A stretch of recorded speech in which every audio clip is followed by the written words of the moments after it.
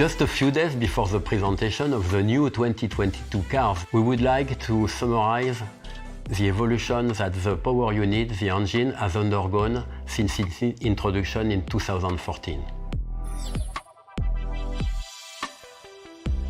Since 2014, the rules and the way to develop the power unit has been completely changed. Before, the game of the motorist of Formula One was to put as much air as possible in the engine, to then put as much fuel as possible, and this amount of fuel that you would put in the engine would allow to gain power and gain every year some more power, and the rest was done on that. In 2014, the FIA made us the proposal to the manufacturer to change the game, and they decided, okay, now guys, we are going to change completely the figure. We are going to impose the amount of fuel that is going into the engine, and your job will be to do the best use of this fuel, to burn as much as possible this fuel with a very high efficiency, and then the rest will be on technologies that are related to what we want for the future of automotive.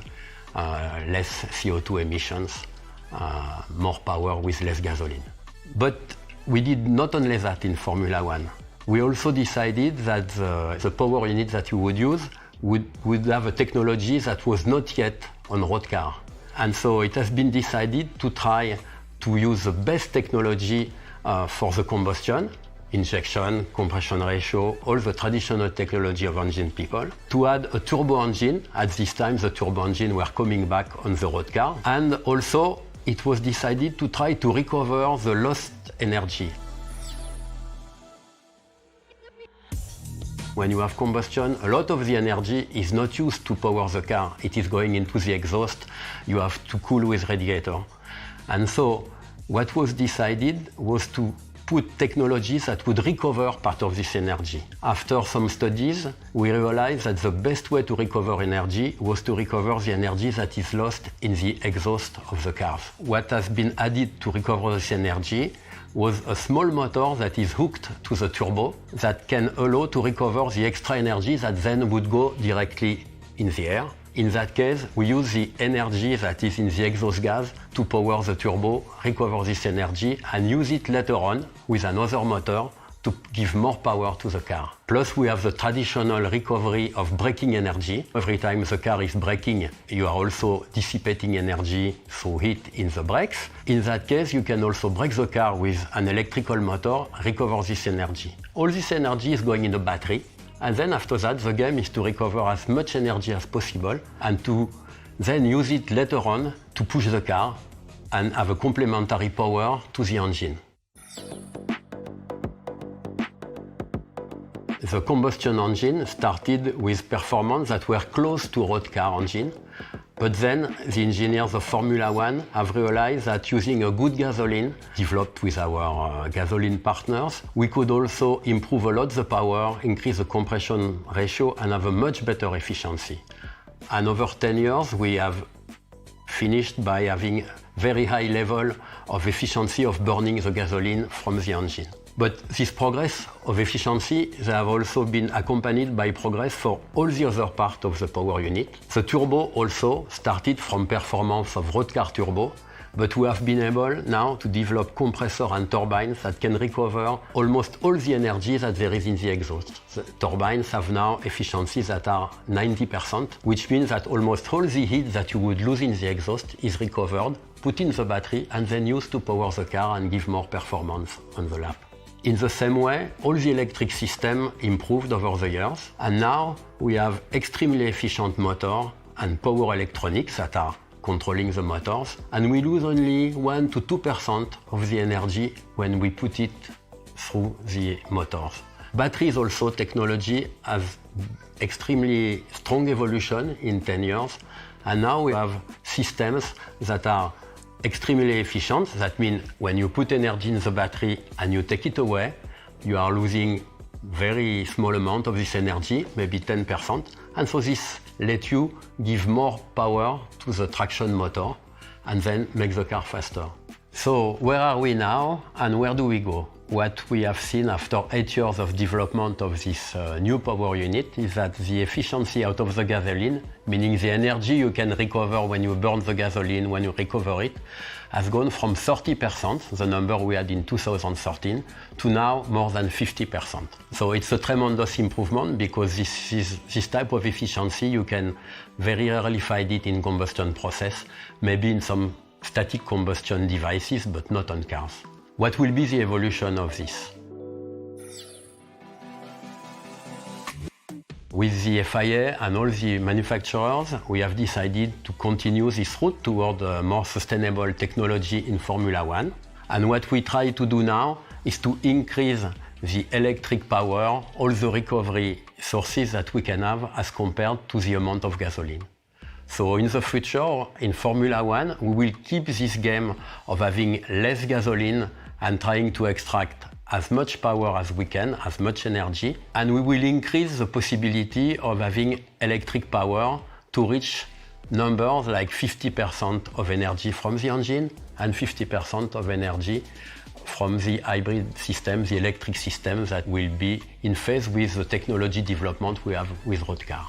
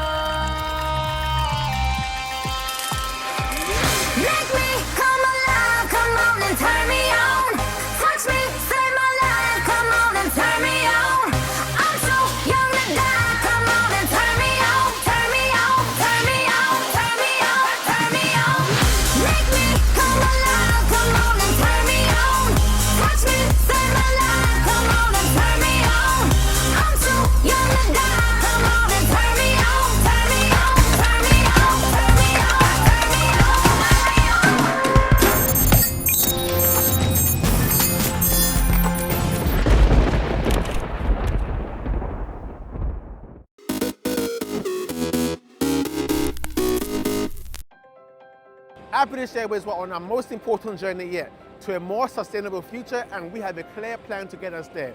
We call it Be a Better World. It's our commitment to putting sustainability at the heart of British Airways. With short, medium and long-term actions, our aim is to reduce our carbon footprint and reach net zero carbon emissions by 2050 or sooner. We are already investing in sustainable aviation fuel, or SAF, a real game changer for reducing aviation's impact on the planet. And believe it or not, its journey often starts right here, in the kitchen. But what is sustainable aviation fuel? SAF can be made from a number of materials, including waste gases, crop and forestry residues, household and commercial waste, and even used cooking oil, which made these chips.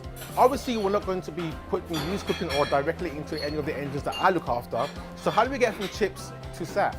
Unlike traditional aviation fossil fuels that have taken millions of years to form underground, SAF is produced from products that are already circulating above ground and in our environment, and are renewable over just a few years or decades. Whether it's crops, residues, household waste, waste gases, or forestry offcuts, these materials all contain carbon that can be converted to SAF to power our aircraft. So while the emissions from the engines are the same for SAF or fossil fuels, SAF has the benefit of essentially recycling carbon that's already in circulation, and therefore over its life cycle can reduce emissions by 80% or more compared to traditional fossil-based jet fuel. Once the cooking oil has come to the end of its useful life making chips, it can be collected and taken to a fuel refinery for processing. Once the used cooking oil has been collected, it ends up here at the Phillips 66 Humber refinery, where it enters this tank, ready for processing. When the used cooking oil is ready to be processed, it leaves the tank via these pipelines. Through those pipes, it then arrives at this production unit, where the refinery cracks and cleans the oil to produce a high-quality jet fuel. The used cooking oil we saw earlier has been processed and is now ready to head to the airport. SAF leaves here and enters a grid, if you like, a fuel pipeline where it is blended with conventional fossil fuel before it reaches the aircraft. And one of the places that grid of pipelines ends up is here, Heathrow Airport in London, where this aircraft is about to be refueled including that blended sustainable aviation fuel before heading off on his next flight. Before I go and speak to the captain, let's find out why this is such a big moment for British Airways. Sustainable aviation fuel is a vital first step to reducing our reliance on fossil fuels and finding other sources of materials that can be used to make jet fuel. As a group, we've committed to powering 10% of our flights with sustainable aviation fuel by 2030. That may not sound like much, but that's an increase of over 1,000 times in less than a decade. And to get there, we're investing in first-of-a-kind production plants like the one you visited today. Our partnership with Phillips 66 makes us the first airline in the world to use sustainable aviation fuel produced on a commercial scale in the UK. Captain. Morning. Good morning. I know you're about to head off. I just need to know, how does it feel knowing that some of the fuel on board is sustainable and just began its life the other day cooking my chips? Actually, I can't tell the difference. SAF is loaded onto the aircraft in exactly the same way as traditional fossil jet fuel. It's fully tested, it meets all the stringent safety and quality standards for commercial aviation fuel. It's come a long way from being able to cook chips. There's nothing I need to do differently in my fuel loading during the flight compared to a flight operated by fossil fuels. The performance of the aircraft doesn't change. It's fantastic to see this aircraft and many others here at Heathrow already being part-powered by sustainable aviation fuel. Increasing the development of SAF is crucial to decarbonising our industry and our planet, and I've seen over the last few days that everyone at British Airways is committed to making that happen. But you might be asking, why can't we just put the aircraft solely on SAF fuel? So currently, the global supply of SAF is less than 1% of aviation's total demand. So there's just not enough to power all flights yet. That's why we're investing to increase its development as quickly as possible. At the moment, SAF is also several times more expensive compared to fossil jet fuel, so we're working with governments and industry partners to ensure that the right policies and incentives are available to attract investment and bring SAF to scale. As this happens, the price should drop too. We can't change the way we operate overnight. It will take time, but we're determined to lead the change that we want to see across our industry to tackle climate change. It's been amazing to follow the journey from flyer to aircraft, learn more about SAF and hear about the upcoming changes to help our planet. If you want to find out more, visit ba.com/BA-Better-World.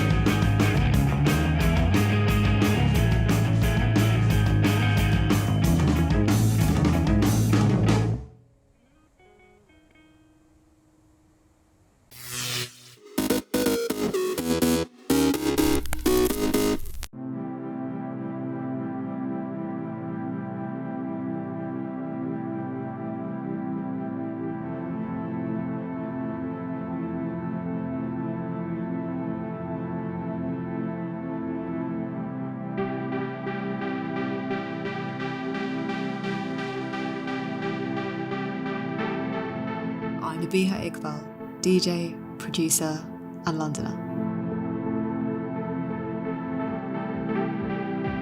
I love so many different types of music, and I think the music that you associate with a long drive, there's something quite special about it.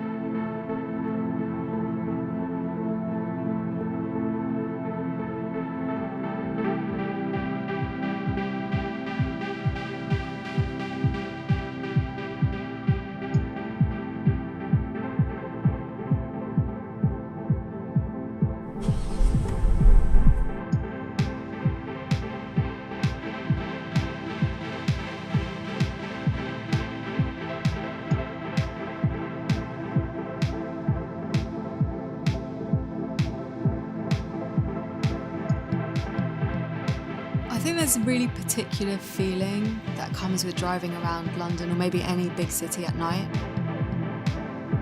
It's kind of quiet but lit up with all these amazing, beautiful, colourful lights.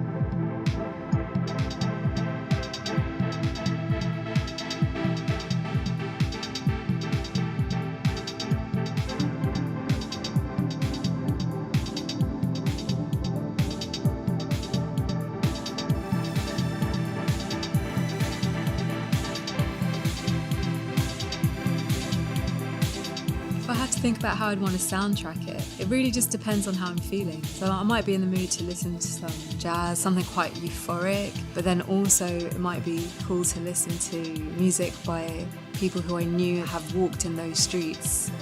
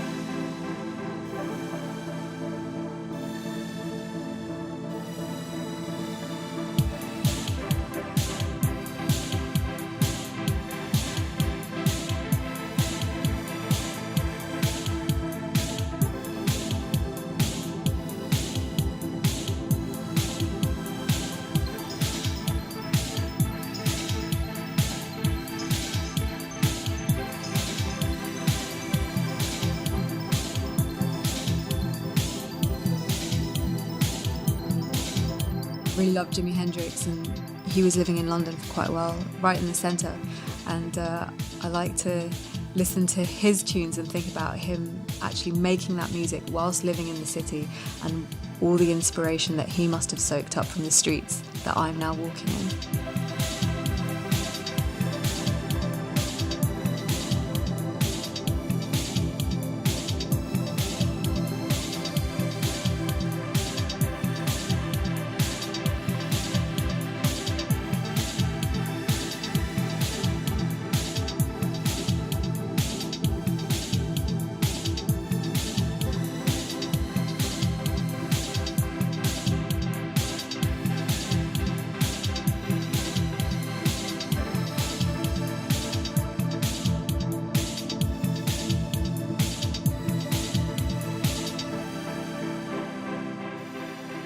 Sometimes you can feel inspired by something you read, maybe something you hear, a bit of conversation or certain sounds in the city, or just ideas that I'm thinking about. Or maybe it's just me kind of messing around on the guitar or at the piano and coming up with some new chords, and yet you just kind of have to get in the studio and coax it out.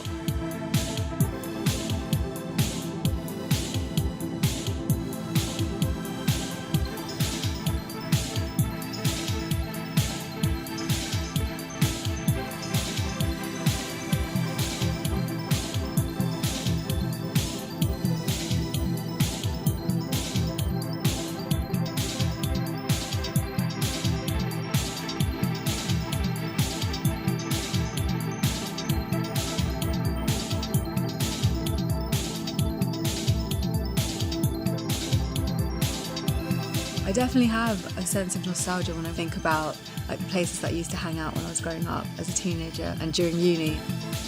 It's just part of life and part of history that things change. Even though like those special places might not exist anymore, there's always other ones cropping up all the time, and there's always new experiences to add to the old ones.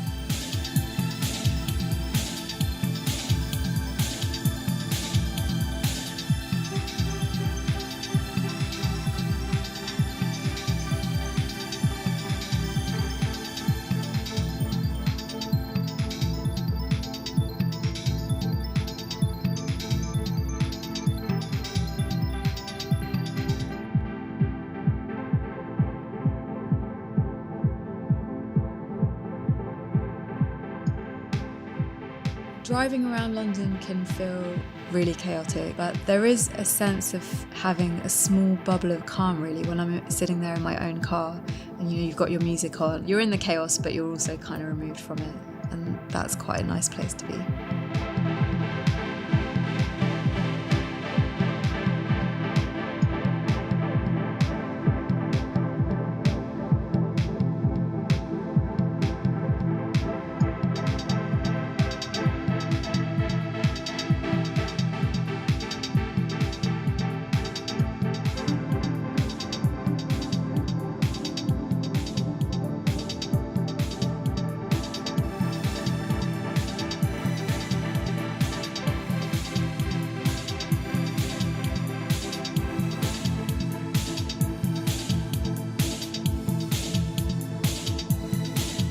One thing which I really appreciate about being in a city like London is the fact that you can live here your whole life, but then you can still see something new every day.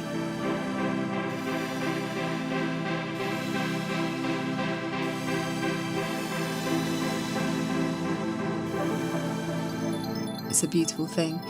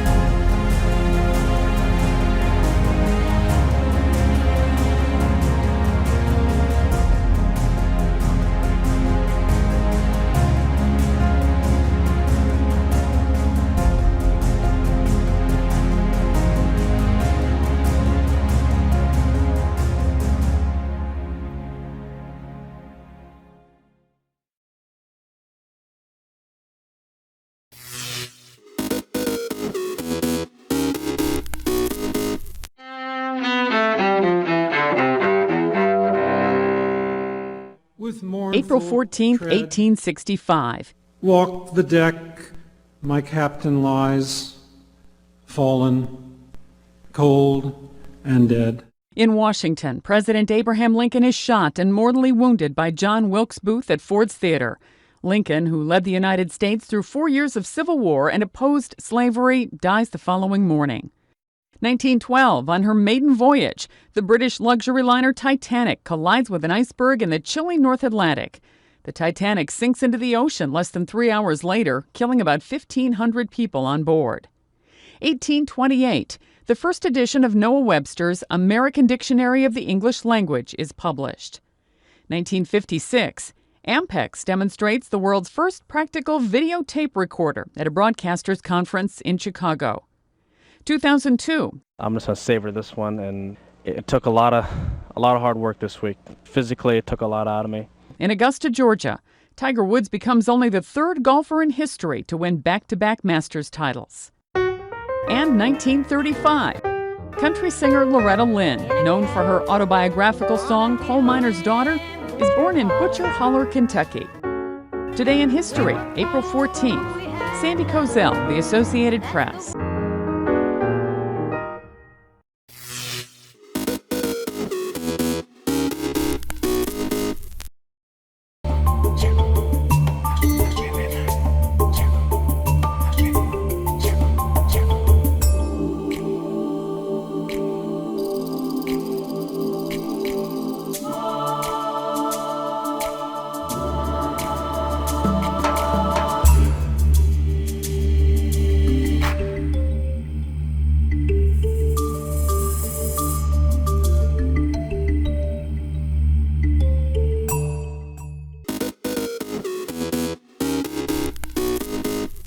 Welcome back in our studio, and in today's news,